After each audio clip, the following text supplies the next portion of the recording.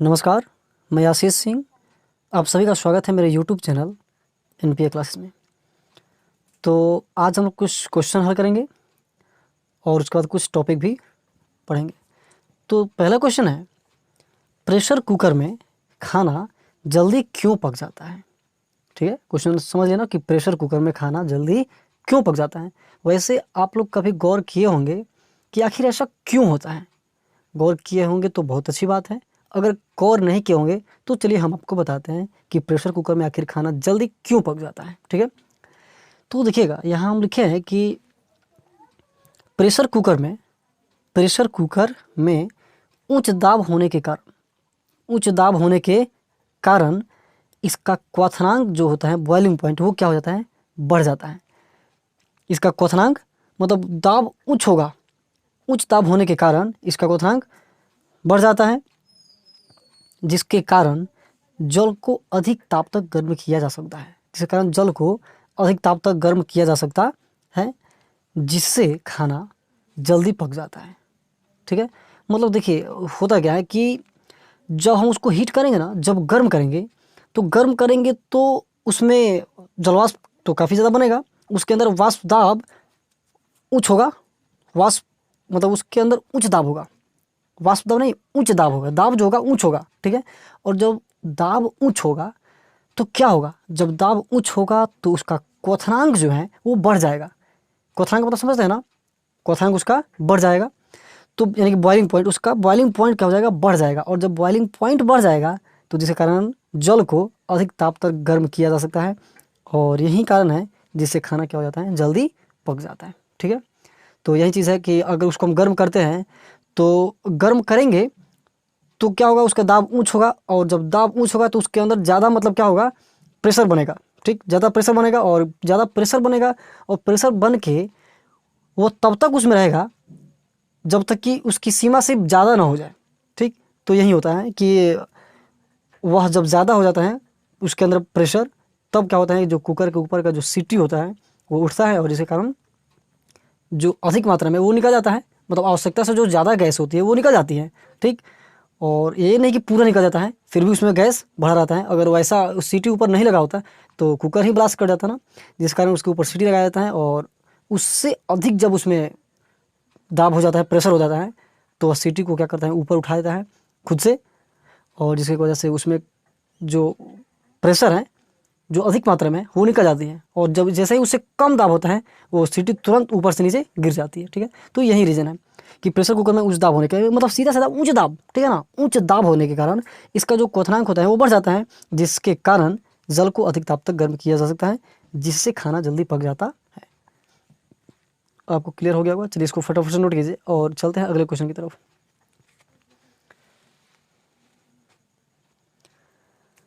यहाँ समझिएगा, पहाड़ों पर पानी कम ताप पर उबलने लगता है, क्यों? इसको भी आप मतलब सोचे होंगे, थिंकिंग किए होंगे कि आखिर पहाड़ पे पानी कम ताप पर ही क्यों उबलने लगता है। ज़रा समझिएगा मेरी बात, पहाड़ पे कम ताप पर पानी क्यों उबलने लगता है, तो इसके पीछे कारण है। ज़रा सोचिएगा कि हम यहाँ पे ठीक क्या करते हैं कि पानी को गर्म करते हैं। सीधी सीधी बात कि जब हम जल को गर्म करते हैं 100 डिग्री सेल्सियस पे, यहाँ पे जल को हम जल का क्वथनांक 100 डिग्री सेल्सियस होता है, यानी कि जब 100 डिग्री सेल्सियस टेम्परेचर लगाएंगे ना तो जल क्या होगा, उबलने लगेगा। ठीक है, जल क्या होगा, 100 डिग्री सेल्सियस पर ही उबलने लगेगा। लेकिन जैसे ही हम पहाड़ पे अगर इसको गर्म करेंगे ना तो 100 डिग्री से कम टेम्परेचर पर ही जल क्या हो जाएगा, खौलना शुरू कर देगा, उबलना शुरू कर देगा। आखिर क्यों? क्योंकि अगर हम पृथ्वी पे हैं तो क्या होता है कि हमारे ऊपर वायुमंडल का भी दाब रहता है। बात को समझिएगा, वायुमंडल का भी दाब रहता है, प्रेशर रहता है। तो और ये कितना होता है, 1 एटीएम होता है। बात को समझना है, हम लिखवाए थे, इस बात को पढ़ा चुके थे कि वायुमंडलीय दाब जो होता है वो कितना होता है, 1 एटीएम, यानी कि 1 एटमॉस्फेरिक होता है वायुमंडल का दाब। ठीक, और जैसे हम लोग 1 एटमॉस्फेरिक को पार करते हैं, ठीक, तो क्या हो जाता है, उबलना शुरू करता है, गर्म होना शुरू हो जाता है। तो वही चीज़ है, तो 1 एटीएम को पार करना पड़ता है हमें। ठीक, 1 एटीएम को पार करना पड़ता है, तब जाके वो गर्म जल क्या होगा, गर्म होना शुरू होगा, हीट करना शुरू होगा, उबलना शुरू करेगा। लेकिन अब जैसे ही हम पहाड़ पे जाते हैं, आप लोग सुने होंगे कि जो लोग ऊपर जाते हैं है ना। तो कहने का मतलब कि ऑक्सीजन वगैरह लेकर के जाते हैं, क्यों? क्योंकि वहाँ पे वायुमंडल है ही नहीं, ऑक्सीजन है ही नहीं। अगर होता तो क्यों लेकर के जाते? वहाँ पे ऑक्सीजन की मात्रा है ही नहीं, वायुमंडल ही नहीं है। तो वही चीज़ है, समझिएगा कि इसका सीधा सीधा रीज़न क्या लिखा है कि क्योंकि पहाड़ों पर वायुमंडलीय दाब 1 एटीएम से क्या होता है, कम होता है। क्योंकि पहाड़ों पर वायुमंडलीय दाब 1 एटीएम से कम होता है, इसलिए पानी कम ताप पर ही उबलने लगता है। इसलिए आप इसको कर लीजिएगा, इसलिए पानी कम ताप पर ही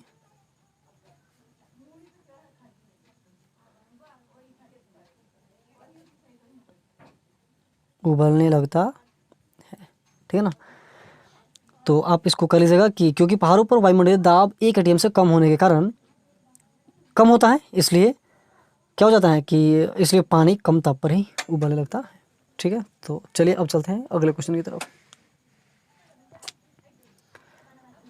देखिए अगला क्वेश्चन है कि दाल पकाने के लिए पानी में नमक क्यों मिलाया जाता है? ठीक, दाल पकाया जाता है तो उसमें नमक क्यों मिलाया जाता है? तो सिंपल सी बात है कि पानी में नमक मिलाने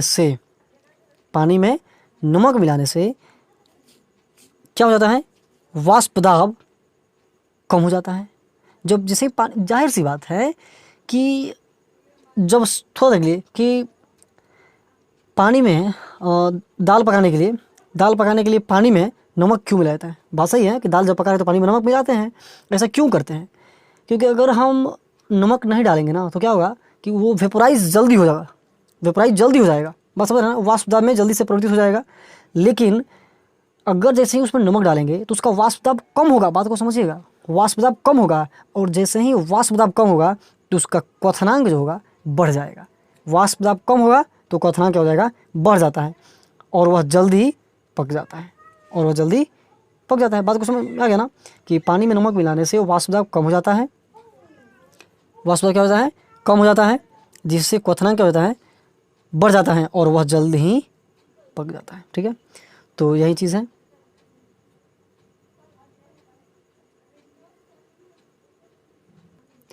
अगला क्वेश्चन है, आइसक्रीम बनाने वाले बर्फ़ में नमक क्यों मिला देते हैं? जब आइसक्रीम बनता है ना, आप लोग देखेंगे तो बहुत बढ़िया की बात है, आप लोग देखेंगे तो गौर से देखेंगे कि चूँकि उसमें क्या क्या होता है। तो आइसक्रीम बनाने वाले बर्फ़ में नमक क्यों मिला देते हैं? ऐसा क्यों किया जाता है कि उसमें नमक क्यों मिलाया जाता है, NaCl? तो समझिएगा, पहले आपको चित्र समझाते हैं और उसके बाद हम उस पर ले चलते हैं। यहाँ समझिएगा, ये 2 पात्र हैं, ठीक, एक छोटा सा है और एक बड़ा वाला है, बात को समझ रहे हैं, एक बड़ा है और एक छोटा सा पात्र है। तो जो बड़ा वाला पात्र है ना, बर्तन कह लें, जो भी कह लें, तो इसमें बर्फ़ रखा गया है, आइस रखा, मतलब बर्फ़ के टुकड़ों को तोड़ करके छोटे छोटे टुकड़ों में करके इसको रखा गया है किनारे किनारे, ठीक है, बात को समझिएगा। तो बर्फ़ को तोड़ के रखा गया है इसमें। अब ज़रा समझिएगा कि ये बर्फ़ 0 डिग्री सेल्सियस पे है। ये बर्फ़ जो है, बर्फ़ का टेम्परेचर कितना है, 0 डिग्री सेल्सियस है। बर्फ़ का टेम्परेचर 0 डिग्री सेल्सियस है, ठीक है, और 0 डिग्री सेल्सियस है तभी तो ये बर्फ़ के रूप में है, जाहिर सी बात है। और इसमें क्या रखा गया है, इसमें आइसक्रीम बनाने वाला जो भी है पदार्थ उसको रखा गया है, जैसे कि मिल्क हो जाएगा, मिल्क पाउडर हो जाएगा, बटर हो जाएगा, जो भी है ना, जो इसमें मतलब डाला जाता है। तो इसमें वो आइसक्रीम बनाने वाला पदार्थ रखा गया है। और समझिएगा मेरी बात, यहाँ पे हम क्या डालते हैं, आइस डालते हैं, बर्फ़, ये बर्फ़ है, आप देख ही रहे हैं, बर्फ़ है, और इस बर्फ़ में हम क्या मिला दिए, नमक मिला दिए, NaCl मिला दिए। इस बर्फ़ में क्या मिला है, नमक मिला है। तो ज़रा समझिएगा, हमें क्या करना है, हमें इसको जमाना है, और फिलहाल अगर जब NaCl नहीं डाले हैं तो यह बर्फ़ के रूप में है, ठीक, तैर रहा है पानी में, तो बर्फ़ के रूप में है। लेकिन इसको जमाना है, तो बात समझिएगा, जैसे ही इस बर्फ़ में, इस आइस में हम अवाष्पशील पदार्थ डालेंगे, यानी कि NaCl डालेंगे, तो क्या हो जाएगा, जैसे ही NaCl डालेंगे ना तो यह पिघलने लगेगा। ये जो बर्फ़ है क्या होने लगेगा, पिघलने लगेगा। और NaCl डालते ही जब बर्फ़ पिघलेगा, और पिघल करके, देखिए जाहिर सी बात है कि NaCl क्या करेगा, NaCl जैसे ही डालेंगे ना तो NaCl डालते ही, चूँकि NaCl अवाष्पशील पदार्थ है, ठीक, और जब अवाष्पशील पदार्थ डालेंगे तो उसका वाष्प दाब क्या हो जाएगा, बढ़ जाएगा, घट जाएगा। वाष्प दाब जो होता है वो घट जाता है, बढ़ता नहीं है, वाष्प दाब घट जाएगा, माने कम हो जाएगा। तो जब वाष्प दाब कम होगा तो क्वथनांक बढ़ेगा। तो जैसे ही वाष्प दाब कम होगा ना तो ये पिघलना शुरू करेगा, और पिघलते पिघलते अब चूँकि देखिए, जैसे ही, जाहिर सी बात है कि जीरो, मतलब इसको, ये पहले 0 डिग्री सेल्सियस पे था। जब 0 डिग्री सेल्सियस पे था, हम जैसे ही इसमें नमक मिलाए तो चूँकि अब ये पिघल गया, और पिघलेगा, और पिघलने के बाद क्या करेगा, इसका टेम्परेचर जो है वो चला जाएगा माइनस में। कहाँ चला जाएगा, माइनस में। और माइनस में जाएगा, तो जब माइनस में जाएगा तो क्या होगा, ठंडा होगा। और जब माइनस में चला जाएगा टेम्परेचर, माइनस में कितना, -1 भी हो सकता है, -2 भी हो सकता है, -3 भी हो सकता है, -4 भी हो सकता है इसका टेम्परेचर। और जब माइनस में जाएगा तब क्या होगा, ये ठंडा होगा। और जब ये ठंडा होगा तो इसी के संपर्क में ये भी है बर्फ़, आइसक्रीम बनाने वाला जो भी पदार्थ है, तो ये जम जाएगा, ये भी क्या हो जाएगा, है ना। तो ये जम जाएगा, और जम के बर्फ़ क्या हो जाएगा, ये आइसक्रीम तैयार हो जाएगा। वही चीज़ तो है। इसका मतलब कि इसमें जैसे ही आइस डालेंगे ना तो हिमांक आइस जो है, ये हिमांक अवनमन का काम कर रहा है। ये NaCl आइस के लिए NaCl जो है वो हिमांक के अवनमन का काम कर रहा है। और हिमांक अवनमन का मतलब समझते हैं ना, कि उसको मतलब जमाने के लिए, उसको ठंडा करने के लिए उसे कितने डिग्री टेम्परेचर की ज़रूरत पड़ रही है, जो मतलब जितना कम से कम इसको टेम्परेचर पड़े, तो यानी कि इतना ये टेम्परेचर नीचे गिर जाएगा, मतलब माइनस में चल जाएगा। और जब माइनस में चला जाएगा तो ये क्या हो जाएगा, जमना शुरू करेगा। और जब ये जमेगा यानी ठंडा होगा, जब ये ठंडा हो जाएगा, काफ़ी ठंडा होगा, माइनस का मतलब होता है कि ठंडा कर देगा। जब ये ठंडा होगा तो इसको क्या कर देगा, जमा देगा, और ये आइसक्रीम बन के तैयार हो जाएगा। ठीक है, तो चलिए अब हम भाषा पे चलते हैं कि आखिर इसको लिखेंगे कैसे। तो हम खुद अपने से लिखे हुए हैं, और अपनी भाषा में लिखेगा तो बेहतर होगा। देखिएगा हम क्या लिखेंगे कि बर्फ़ में नमक मिलाने से, बर्फ़ का तापमान क्या होता है, 0 डिग्री सेल्सियस से और नीचे गिर जाता है। जाहिर सी बात है, जैसे ही बर्फ़ में नमक डालेंगे तो क्या होगा, इसका जो टेम्परेचर है वो और नीचे गिर जाएगा। ठीक है, और नीचे गिर जाता है। अब चूँकि बर्फ़ वाले डिब्बे के एक हिस्से में आइसक्रीम बनाने वाला पदार्थ यानी कि मिल्क पाउडर होगा, और ये भी और भी कुछ होता है, जैसे कि बटर भी हो जाएगा, और भी कुछ हो सकता है, रखा गया है, होता है। बर्फ़ में नमक मिलाने से बर्फ़ का तापमान माइनस यानी कि नीचे गिर जाता है, माइनस में नीचे गिर जाता है, जिससे आइसक्रीम वाला पदार्थ भी ठंडा होकर जम जाता है और आइसक्रीम बनकर तैयार हो जाता है। ठीक है, यही चीज़ था। तो उम्मीद करते हैं कि आपको समझ आ गया होगा। और चलते हैं अब अगले टॉपिक की तरफ। अगला टॉपिक है एंटीफ्रीज। क्या है, एंटीफ्रीज आखिर है क्या, तो समझिएगा। लिखे हैं कि ठंडे प्रदेशों में तापमान 0 से कम हो जाता है। जाहिर सी बात है, जहाँ ठंडा प्रदेश है वहाँ पे तापमान 0 से यानी कि नीचे माइनस में चला जाता है। ठीक है, जिससे जल बर्फ़ में जम जाता है। ठीक है, मोटर वाहनों के रेडिएटर में भरा जल भी बर्फ़ में जमने लगता है। अब देखिए, मोटर वाहन, इसमें से बहुत सारे लोगों के घर मोटर वाहन होगा, यानी कि जो मोटर चलता हो। ठीक है, तो मोटर वाहनों के रेडिएटर में भरा जल भी बर्फ़ में जमने लगता है। अच्छा, आप लोगों को रेडिएटर का मतलब समझते होंगे। ठीक है ना, अगर हम लोग कहीं घूमने जाते हैं, चाहे कहीं भी जाते हैं सैर करने या फिर कहीं भी, तो देखते हैं कि गाड़ी में बार बार क्या डाला जाता है, पानी डाला जाता है। ऐसा क्यों? इसका मतलब ये नहीं कि गाड़ी पानी पे चलती है, ऐसी कोई बात नहीं है।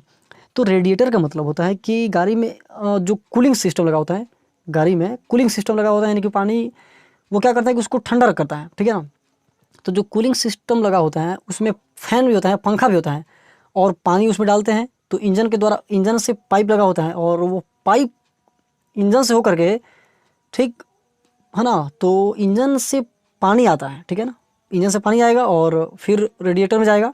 ठीक है ना, तो कहने का मतलब हुआ कि उस पानी को ठंडा रखने के लिए हम उस रेडिएटर में पंखा भी लगाया गया रहता है, वो भी देखते हैं। तो पंखा रहता है जो क्या करता है, चलता है और उसको पानी को ठंडा रखता है, ताकि वो मतलब जम ना जाए। ठीक है ना, पानी को ठंडा रखता है। तो देखिएगा, यहाँ पे हम लिखवा रहे हैं कि उसी को बोलते हैं रेडिएटर। तो हम यहाँ पे कह रहे थे कि मोटर वाहनों के रेडिएटर में भरा जल भी बर्फ़ में जम लगता है। कब? जब ठंडा प्रदेश की बात कर रहे हैं तब। ठीक है ना, तो जम लगता है, जिससे इंजन को क्षति हो सकती है। जाहिर सी बात है, जब बर्फ़, उसमें जो पानी रखा गया है रेडिएटर में, कूलिंग सिस्टम में, तो जब जम जाएगा तो जाहिर सी बात है उसका आयतन बढ़ेगा, और जब आयतन बढ़ेगा तो क्या करेगा, इंजन को क्षति पहुंचा देगा, तोड़ फोड़ देगा। वही बात है, क्षति हो सकती है। जल में एथिल ग्लाइकर मिला देने से, देखिए अब एथिल ग्लाइकर क्या है, एथिल ग्लाइकर एक मतलब एल्कोहल ही है। तो ये क्या है, यानी कि इसका सूत्र होता है C2H2OH और फिर C2H2OH सिंगल बॉन्ड से जुड़ा होता है, यानी कि आपको यहाँ पे लिख सकते हैं C2OH, ठीक है, फिर C2OH। तो ये चीज़ है, मतलब कि ये एल्कोहल है। तो कहने का मतलब कि, और ये जैसे ही मिलाएंगे ना, एथिल ग्लाइकॉल मिलाएंगे, तो जैसे ही एथिल ग्लाइकॉल मिलाएंगे तो क्या होगा, उसका वाष्प दाब, ठीक, तो वाष्प दाब कम होगा, और जिसके कारण क्या होगा कि मतलब जो जमने की जो प्रक्रिया है वो, मतलब जल जो है जमेगा नहीं, उसको द्रव में ही वो करके रखेगा, सीधी सी बात, ठीक। तो वही चीज़ है, उसको मतलब जमने नहीं देगा, ठीक। तो एथिल ग्लाइकॉल मिला देने से उसके हिमांक में कमी हो जाती है, उसके हिमांक में क्या होती है, कमी हो जाती है, यानी कि वह जल को जमने नहीं देता है, जिससे जल बर्फ में परिवर्तित नहीं होता है, जिससे जल क्या होता है, बर्फ में परिवर्तित नहीं होता है। जल के हिमांक में कमी कर देने के लिए, जल के हिमांक में कमी कर देने के लिए मिलाए जाने वाले पदार्थ को, जल की हिमांक में कमी कर देने के लिए मिलाए जाने वाले पदार्थ को क्या कहते हैं, एंटीफ्रीज कहते हैं। सीधा सीधा एंटीफ्रीज का मतलब क्या है कि जल के हिमांक में कमी कर देने के लिए मिलाए जाने वाले पदार्थ को एंटीफ्रीज कहते हैं। मतलब जो पदार्थ मिलाएंगे ना, यानी कि बर्फ़ में कन्वर्ट नहीं होने देने के लिए, ठीक, बर्फ़ में कन्वर्ट नहीं होने देने के लिए हमें जो पदार्थ मिलाना होगा वही क्या कहलाएगा, एंटीफ्रीज कहलाएगा, ठीक है। तो उम्मीद करते हैं कि अभी समझ आ गया होगा, तो लिख लीजिएगा, वीडियो पॉज करके चलते हैं अब अगले टॉपिक की तरफ। अगला टॉपिक ही है विसरण, ठीक है, यानी कि डिफ्यूज़न। तो अगला टॉपिक मेरा विसरण है, यानी कि डिफ्यूज़न है। तो आखिर डिफ्यूज़न है क्या, विसरण क्या है, तो समझिएगा, जब पदार्थ का उच्च सांद्रण से कम सांद्रण वाले क्षेत्र में गति होता है, उच्च सांद्रता से कम सांद्रता वाले क्षेत्र में गति होता है, तो इसे क्या कहते हैं, विसरण कहते हैं, यानी कि डिफ्यूज़न कहते हैं। यानी कि इसमें हो क्या रहा है, उच्च सांद्रता से, यानी कि हाई कॉन्सेंट्रेशन से लो कॉन्सेंट्रेशन की तरफ जा रहा है। तो ये हाई कॉन्सेंट्रेशन से जब लो कॉन्सेंट्रेशन में जाएगा, यानी कि कॉन्सेंट्रेशन का मतलब क्या होता है, सांद्रता, ठीक है। और सांद्रता किसकी अधिक होती है, जिसमें विलेय का मात्रा अधिक होता है। सांद्रता अधिक तब होती है जब विलेय अधिक होगा, सीधी सी बात है, सांद्रता डिपेंड करता है विलेय पे, सॉल्यूट पे। तो जब सॉल्यूट अधिक होगा, विलेय अधिक होगा, तो सांद्रता भी अधिक होगा, सीधी सी बात, ठीक है।